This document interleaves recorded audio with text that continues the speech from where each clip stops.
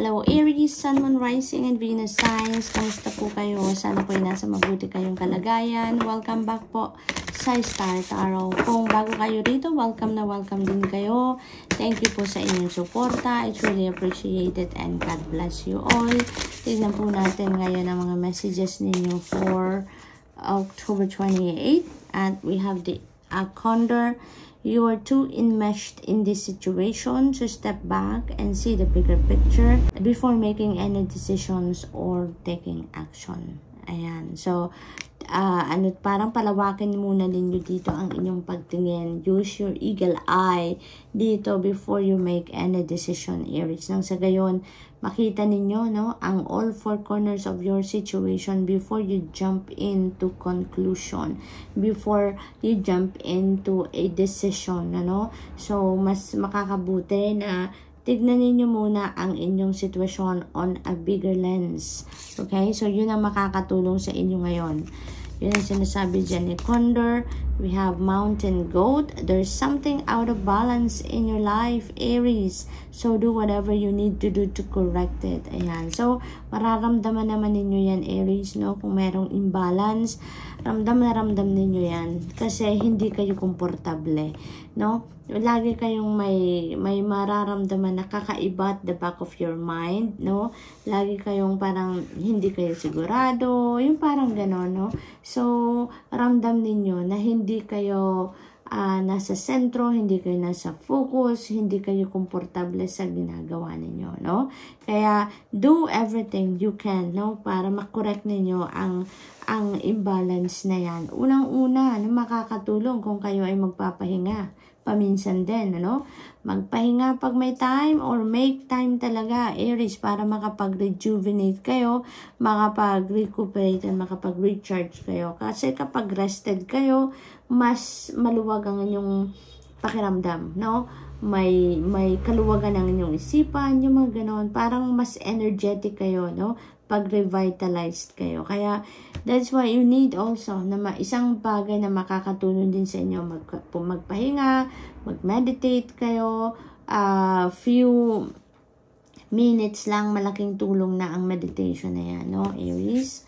Nang maibalik ninyo ang balance, no? Makakapag-focus kayo ng mas mabuti, mas magiging productive pa kayo. So, we have Peacock. Let yourself stand out and be noticed. Ayan. So, in a good way naman, di ba? Mag-stand out kayo in a good way, Aries. Meron kayong meron kayong mga kakayanan, meron kayong mga talents, skills, and gifts siguro, Aries, na hindi ninyo ginagamit, hindi ninyo sinishare yan sa ibang tao, no? So, you know what, Aries, maaring ito na yung pagkakataon para mailabas ninyo yan, maipakita ninyo yan, and you know what, you never know, baka mas maraming tao din ang mai-inspire ninyo by doing so, no? Kaya, let yourself stand out and be noticed dahil maaaring makatulong kayo in any way sa ibang tao na nasa paligid ninyo na maaring maka-appreciate ng kung ano man ang inyong ginagawa or kung ano man ang inyong gagawin pa lang, you know, and at the same time, you may inspire them also to do the same, diba?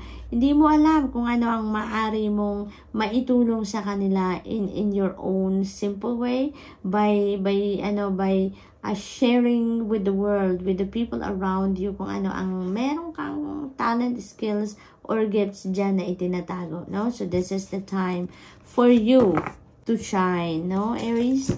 We have Rattlesnake. The experiences that you're presently going through are an initiation into fulfilling your purpose as a healer. Beautiful, Aries. Beautiful. You are a healer. Maaring alam nyo na din ito na you are gifted with healing powers. Maari din naman na ngayon nyo palang malalaman, ngayon nyo palang ma-figure out na, kaya pala may mga nararamdaman akong ganito, ganyan, because I could be talaga a healer, no? So, maaaring may mga madiscover kayo na ganyan sa sarili niyo sa ngayon, or maaaring matagal na ninyong alam yan, pero maaaring ngayon lang din ninyo marinig, no, na kung ano man ang mga nararamdaman ninyo sa ngayon, ano man yung mga experiences ninyo lately na hindi ninyo maintindihan kung bakit yun ang nararamdaman ninyo, bakit may ganun kayong na nakikita, naririnig, na-feel, yung mga gano'n na i-experience, no? You may realize now na it's because it is an initiation for you, no? Dahil papunta na kayo doon sa pag-fulfill ng inyong life purpose, which is to be a healer, no? Aries, so napakaganda nito, napakaganda. We have humpback whale. Ayan, music is essential to your healing and well-being, whether singing, playing an instrument, or listening. Ayan, maaring ang iba sa inyo is a music lover, no? Maaring ganun. Or siguro, nasa DNA nyo talaga ang pagiging musician. Kaya, yung musika talaga, pagtutugtog man yan, paggawa ng kanta man yan, or pakikinig sa musika, ay talagang malaki ang role sa buhay ninyo, no?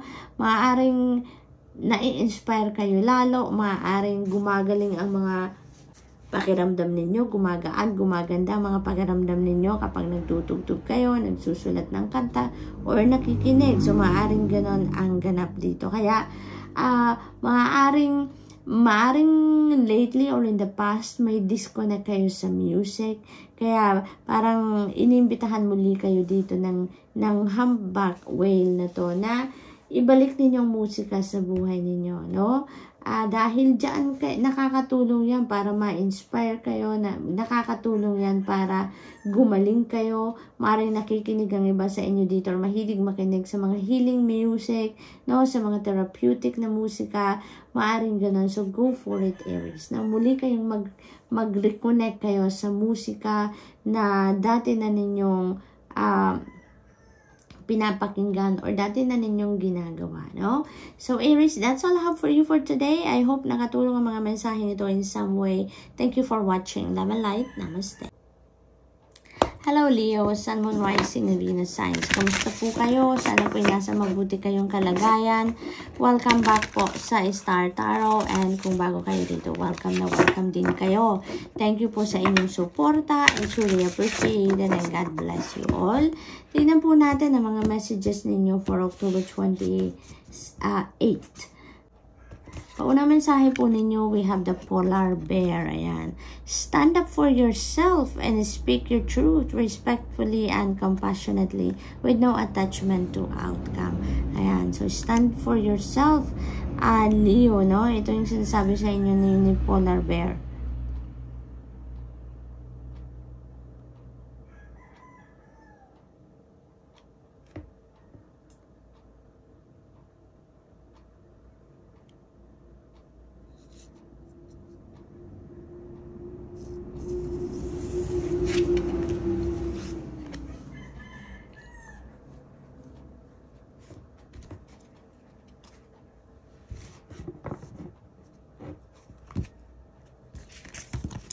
So we have the penguin and the period of darkness that you've been experiencing is now passing.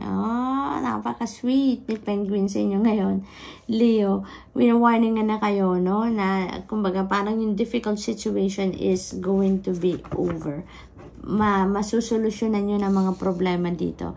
Kung ano man yung mga challenging situation na meron kayo, Leo, most likely, mahahanapan nyo na yan ng solusyon. Maaaring may breakthrough na dito na parating sa inyo. Kaya naman, kung ano man yung darkness, no, ng dark circumstances na pinagdadaanan ng iba sa inyo dito, talagang dadaanan nyo lang yan ngayon. Lalampasan nyo na yan ngayon. Matatapos na ang mga yan. And you are heading towards the light. You are heading towards solution, no? So, good luck to that. We also have Wolverine. You are a lot tougher than you think you are. Ayan, napakaganda rin ito. Leo, parang dito sa paglampas ninyo sa mga dark circumstances na to sa buhay ninyo, you may realize, no, na ang tatag ko din pala, no? I am a tough cookie din pala, no? Akala ko hindi ko kayang lampasan, akala ko hindi ko to kayang solusyonan, pero nagawa ko, no? Maaring ganun ang masasabi ninyo sa sarili ninyo. Kasi maybe before, no, hindi ninyo sukat akalain na kaya ninyong gawin kung ano man ang gagawin ninyo sa ngayon. But ito yung bago ninyong matututunan sa sarili ninyo, mabago ninyong madidiscover na you are a tough cookie, Leo. Hindi kayo weak, hindi kayo lalamya-lamya. You are a tough cookie. And maaring yung sitwasyon ninyo ngayon, no, yung challenging situation na pinagdadaanan ng iba sa inyo dito, yun ang magbubukas ng iyong mata. At makikita ninyo, madidiscover ninyo kung gaano kayo katibay, kung gaano din katatag ang inyong dibdib, no? Dahil malalampasan na ninyo ngayon kung ano man ang challenging situation ninyo. We have the energy here of the mouse. You're overlooking some important details. So, pay closer attention to what's going on. Ayan. So, this is an eye-opener for some of you, Leo. No? Maring may mga hindi kayo nakikita, may mga detalye, may mga impormasyon na hindi ninyo napapansin. No? So, yun. So, pay closer attention to what's going on dito. Maaring may mga bagay dito na kailangan ninyong pagdesisyonan, no? Maaring ganon. Or maaring may mga bagay kayo na inaasikaso sa buhay ninyo, sa kung anumang parte ng buhay ninyo yan, na maaring nagmadali kayo dyan. Pero definitely, Leo, mararamdaman ninyo yan. If you have something na na-miss out ninyo, mararamdaman ninyo yan. Parang meron kayong nakakalimutan, yung parang ganun. Kapag naramdaman ninyo yan, alam nyo na ito yun, no? Alam nyo na meron kayong hindi napansin, may na-overlook kayo, may hindi kayo nakita na dapat ninyong makita, na importante sa gagawin ninyo or importante doon sa pagdidesisyon ninyo, no? You will feel it, Leo. You will feel it. Let's see. We have Gorilla. And take the time to listen compassionately to those you love, especially your family members. Ayan. So, maaring, Leo, maaring siguro ang iba sa inyo dito, no, Leo, maaring kayo lang lagi ang nagsasalita, no? Maaring kayo lang lagi yung naririnig ng mga kapamilya ninyo, no? Kaya iniimbitahan kayo dito na bigyan nyo din naman ng oras na mapakinggan ninyo kung ano naman ang sasabihin naman ng mga kapamilya ninyo, ng mga nakakausap ninyo, no? Especially yung family members ninyo dito. Kasi maaring ang pinagdedesisyonan ng iba sa inyo dito or pinag-uusapan sana ninyo is a family affair, no? Maaring about ito sa ikakabuti, ikakaganda ng kung ano man sitwasyon sa pamilya, or maaring desisyon ito para sa mga bata or any family members, it could be anything regarding the family. Kaya mas maganda rin din talaga na hindi lang ang desisyon ninyo ang masusunod, hindi lang yung gusto ninyo masusunod. You also need to listen to what other family members has to say. Because, Leo, who knows, diba? Meron din silang input, meron din silang insight na mas ikakaganda pa ng inyong sitwasyon or mas ikakabuti pa ng kung ano man ang mapagdidesisyonan ninyo, diba? So, yun ang advice sa inyo dito. Take time to listen, no? Especially to those of, family members ninyo. Snow Leopard, take some time out of your usual life and spend it in solitude. So, this is asking for you to put yourself into stillness, into to solitude, no? Hindi ito ang madalas ninyong ginagawa. Maaring you don't have time for this for quite some time na. Maaring matagal-tagal na kayong hindi nagre-reflection, hindi kayo nagre-retreat, maaring ganon, no? And now is the time, no? Na you need to do so. Maaring ito na yung tamang pagkakataon dito para nang sa gayon makapag-isip-isip kayo, makapag-re-evaluate kayo, makapag-reassess kayo ng mga bagay-bagay na ginagawa ninyo. Ano na ang mga nangyayari? Ano na yung mga desisyong ginawa ninyo sa buhay? Recently, ano mga epekto nun sa buhay ninyo? Ano na ngayon ang nangyayari sa buhay ninyo? So, maybe now is the time for you to re-evaluate and reassess your entire life, no? Kung ano ang mga nangyayari na sa buhay ninyo, Leo. Because maybe, maaring may invitation din dito na makapag-set kayo ng bagong intentions sa buhay ninyo that you can work on to accomplish or to achieve, in the near future, no? So maaring yun ang panahon ninyo sa ngayon para gawin ang mga bagay na yan, no? And also makapag-declutter din kayo. Maaring may mga may mga negative thoughts, feelings, and emotions pa kayo na nandyan, hatid ng dark circumstances na to na nangyari sa buhay ninyo. So this is also the time that you can go through your feelings, thoughts, and emotions at matanggal na din ninyo sa buhay ninyo kung ano ang hindi na necessary, kung ano ang hindi nyo na kailangan, diba? So maaaring ganon, maaaring it's about time for you to reset na, reset your buttons, ika nga. So Leo, that's all I have for you for today. I hope nakatulong ang mga mensaheng ito in some way. Thank you for watching. Love and light. Namaste. Hello Sagittarius, Sun, Rising, and Venus signs. Kamusta po kayo? Sana po ay nasa mabuti kayong kalagayan. Welcome back po sa Star Tarot. Kung bago kayo rito, welcome na welcome din kayo. Thank you po sa inyong suporta. I truly appreciate it and God bless you all. Tignan po natin ngayon ang mga messages ninyo for October 28. Rattlesnake, the experiences that you're presently going through are an initiation into fulfilling your purpose as a healer. Ayan, napakaganda. Kasi maaring nagtataka ang iba sa inyo Sagittarius, no? Maaring nagtataka kayo, nag-iisip kayo, bakit ko nararamdaman ang mga nararamdaman ko ngayon? Bakit mga nangyayari ang mga bagay na ganito? Bakit ako nakakakita madalas ng mga symbols, signs, synchronicities, no? Para sa ano ang mga to? Bakit ko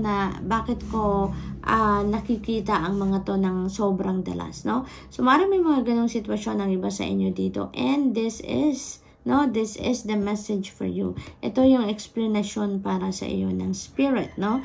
That yung mga experiences na yan, that is initiation ninyo, no? Parang preparation yan sa inyo para sa paglakad ninyo papunta sa inyong life purpose, no?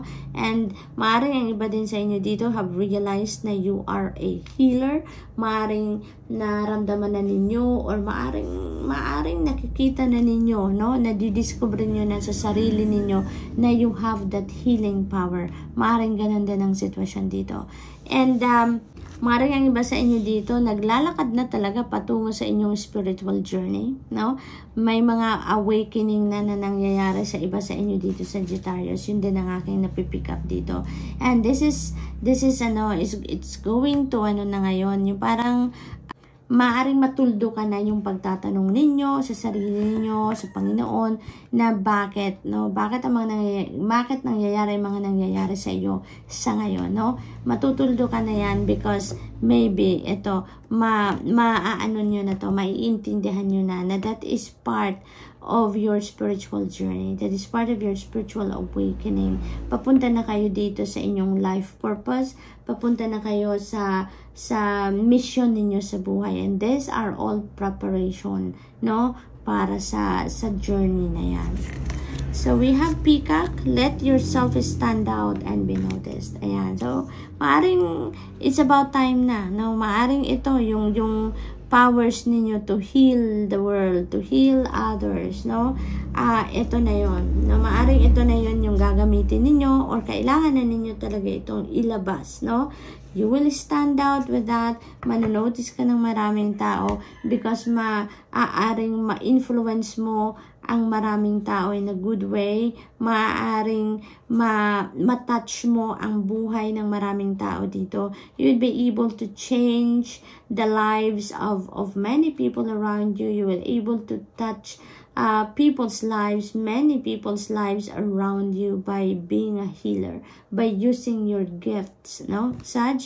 So maari talaga, no, na ngayon na ang panahon na maglalakas loob ka na din, na i-embrace na ng buong-buo yung ninyo, yung purpose ninyo na yan. We have Dog, your loyalty and faithfulness is misplaced by serving too many masters. Ayan, so maaaring yung iba sa inyo dito, ang dami ninyong ginagawa, no? Sagittarius, maaaring marami kayong sinusunod, marami kayong boss, maaaring ganon.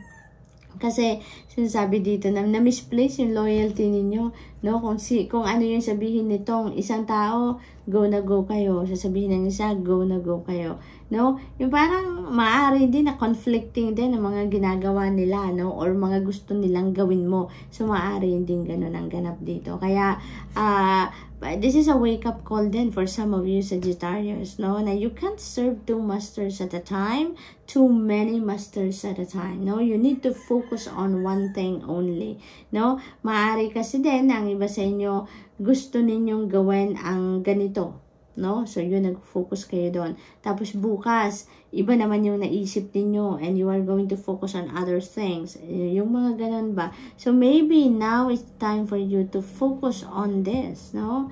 Maaring ito yung mga signs, symbols, synchronicity siguro, intuitive messages, intuitive nudges na natatanggap ninyo sa ngayon is to guide you, Sagittarius, to open your eyes then to focus on your purpose in life. Kasi maaring ito ngayon, no, to be a healer, maaring ito ngayon yung dapat ninyong pagfokusan talaga, no? And maari kasi na marami pa rin kayong gustong gawin din, no? Marami kayong gustong i-prioritize other than to be a healer, no? Other than embracing your gift. Maring ganon ang ganap dito ng iba sa inyo. Kaya, listen to your intuition, no? Access the messages na pinapadala sa inyo through your intuition.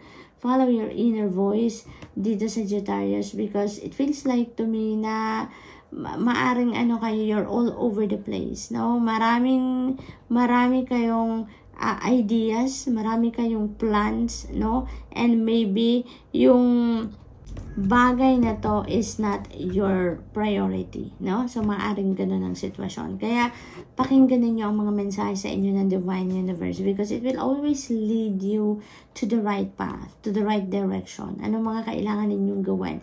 Ano mga dapat i-prioritize? Ano mga dapat pag-focusan sa ngayon? Ano, Sag? What else? We have the Ladybug. And this is the time of good fortune. Holy moly, napakaganda. And abundance. Wow. Fortune. Good fortune and abundance. Ang swerte-swerte ninyo ngayon. Pagdating sa kaperahan, yan ang napipick up ko. So, be willing to receive all good things in your life. Sagittarius, maging handa daw kayo. Maging handa kayo sa pag-receive ng lahat na magagandang bagay, pangyayari, sitwasyon sa buhay ninyo sa ngayon dahil ang swerte ay nasa inyong horizon. At swerte-swerte ninyo ngayon, you're going to be abundant, prosperous, yung ganon. Kaya, this is really a beautiful event sa buhay ninyo that is going to unfold. So, what else? We have Roadrunner. Keep your sense of humor and don't take things so seriously. Ayan. There is a right time for everything, Sagittarius. Diba? Lahat ng bagay ay may tamang panahon, may tamang kalagyan, no? And keep your sense of humor, no? May mga bagay na kailangan din natin, or may mga ginagawa tayo na kailangan nating haluan ng sense of humor para nandun lang tayo sa lighter side of life, diba? May panahon na kailangan seryoso naman tayo. May mga panahon din, may pagkakataon, sitwasyon na kailangan din naman natin na maging, maging light lang tayo, magaan lang ang dating, kailangan din na tumawa tayo, ngumiti, yung mga gano'n, no? So, that is just a reminder for some of you dito, Sag, kasi maaaring nangungulubot na ang mga wrinkles natin dyan. So, sobrang kaseryosohan ng sitwasyon, no? Kaya, anuhin nyo naman, ilabas nyo ng konti yung sense of humor, okay? So, Sag, that's all I have for you for today. I hope nakatulong ang mga mensaheng ito in some way. Thank you for watching. Love and light. Namaste.